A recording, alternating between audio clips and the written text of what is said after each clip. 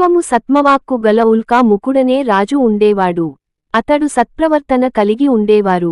అటు భద్రశీల అనే నదీతీరమున భార్యతో కలిసి సత్యవ్రత మాచరిస్తుండేవాడు. అలా వ్రతము చేయుచుండగా అక్కడికి వ్యాపారం చేసే ఒక వైశ్యుడు వచ్చి, ఓ రాజా, ఇది ఏమి వ్రతము, దీని ఫలితమేమిటి అన్నాడు.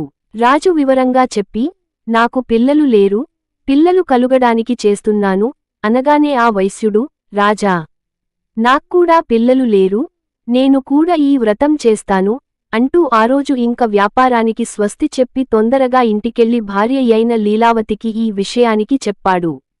తనకు ఎప్పుడు సంతానము కలుగుతుందో అప్పుడే ఈ వ్రతం ఆచరిస్తానని మొక్కుకున్నాడు. కోరిన కోర్కెలు తీర్చే సత్యదేవుడు అతనికి ఒక కుమార్తెను ప్రసాదించాడు. ఆపద మొక్కులు సంపద ముంపులు అని అనే మాట ఊరికే రాలేదు కదా.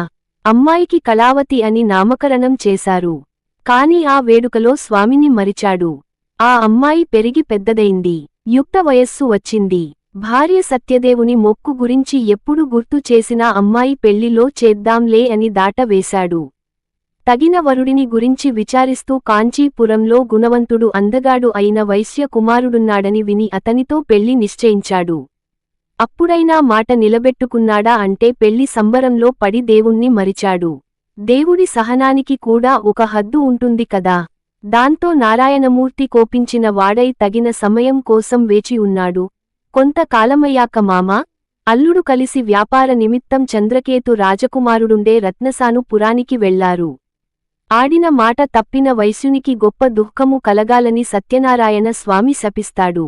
ఆ శాప వశము ఎవరో చేసిన నేరానికి వీళ్లు బలవుతారు. కొంతమంది దొంగలు రాజుగారి ఖజానా నుండి సామ్ము దొంగిలించి భటులు వెంటబడుతుంటే భయపడి ఈ వైశ్యులున్న చోట ఆ డబ్బు వదిలేసి పారిపోయారు. ఇంకేముంది, ఆ భటులు మామ అల్లుళ్ళని పట్టుకుపోయారు. రాజు వారిని భయంకరమైన కారాగృహంలో బంధించి వాళ్ల డబ్బంతా స్వాధీనపరచుకున్నాడు. వాళ్లు కష్టాలు అక్కడితో ఆగలేదు. సత్యనారాయణ స్వామి శాపవశాన ఇక్కడ ఇంటి దగ్గర పరిస్థితి కూడా విషమించింది. ఇంట్లో దొంగలు పడి సొమ్మంతా అపహరించారు.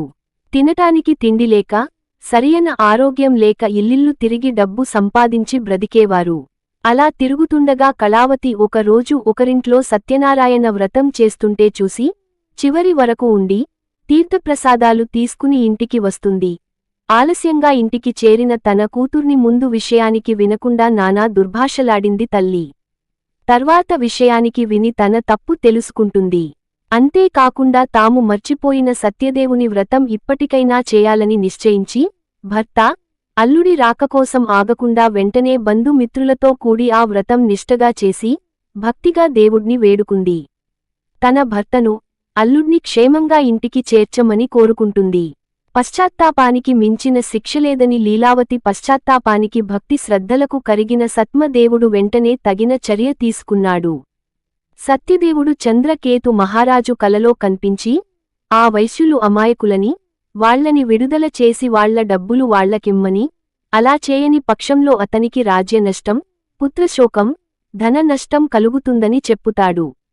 సత్యదేవుడు కోరిన రీతిగానే ఆ రాజు మర్నాడు నిండుకొలుపులో తన స్వప్న వృత్తాంతం చెప్పి ఆ వైశ్యులను చెర్నుండి విడిపించాడు.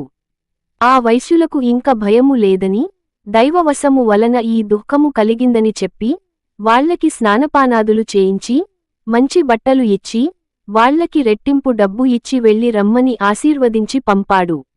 వీడియో మీకు నచ్చినట్లయితే లైక్ చేసి షేర్ చేసి సబ్స్క్రైబ్ చేసుకోగలరు. జై శ్రీరామ్.